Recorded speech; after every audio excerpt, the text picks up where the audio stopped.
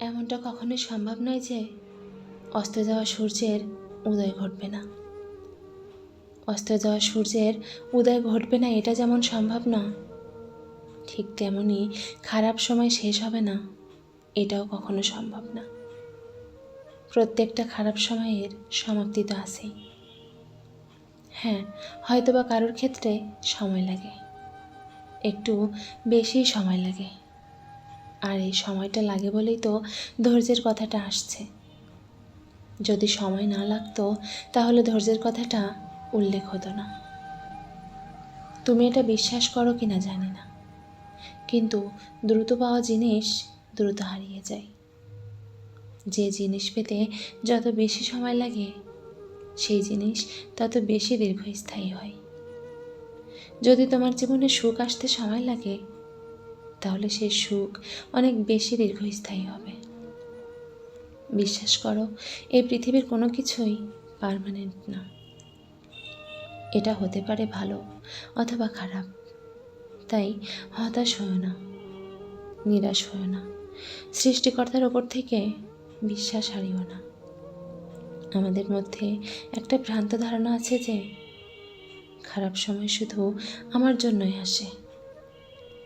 অনেক কঠিন সময়ে, অনেক কষ্টের সময়ে আমরা বলি যে আমার সাথেই কেন এত খারাপ জিনিস আমার সাথেই ঘটে, আমার জীবনেই কেন এত বাধা আসে। কিন্তু বাস্তবতা তো এটাই, শুধুমাত্র তোমার সাথেই না। বিশ্বাস করো, শুধুমাত্র তোমার সাথেই না, এই পৃথিবীর প্রত্যেকটা মানুষের সাথে ঠিক এমনটাই হয়। কারোর ক্ষেত্রে একটু আগে, কারোর ক্ষেত্রে একটু পরে।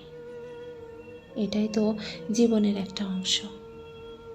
এটাকে কিভাবে অস্বীকার করা যায়? জীবন একই সরলরেখায় চললে সেই জীবন মূল্যহীন হয়ে পড়ে। একটা মানুষের জীবনে সমস্যা থাকবে না এটা হতেই পারে না। একটা মানুষের জীবনে বাধা আসবে না এটা কখনোই সম্ভব না।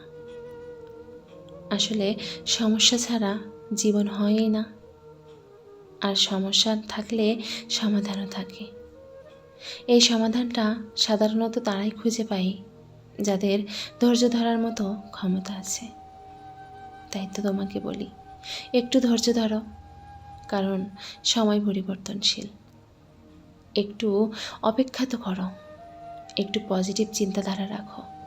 মন থেকে হেরে যেও না, মন থেকে দুর্বল হয়ে পড়ো না। মনের দুর্বলতা অনেক বড় দুর্বলতা। আসলে আমরা ভুলে যাই যে সৃষ্টিকর্তা আমাদের ওপর এমন কিছু চাপিয়ে দেন না যে সেটা আমরা টানতে পারবো না। তাহলে কেন ভেঙে পড়ে নিজের ক্ষতি নিজেই করছো? ভেঙে পড়ো না, ধৈর্য ধরো। অস্ত যাওয়া সূর্যের পরে যেমন নতুন ভোরের আগমন ঘটে, ঠিক তেমনি তোমার জীবনের নতুন সূর্যের আগমন ঠিক ঘটবে, ইনশাআল্লাহ।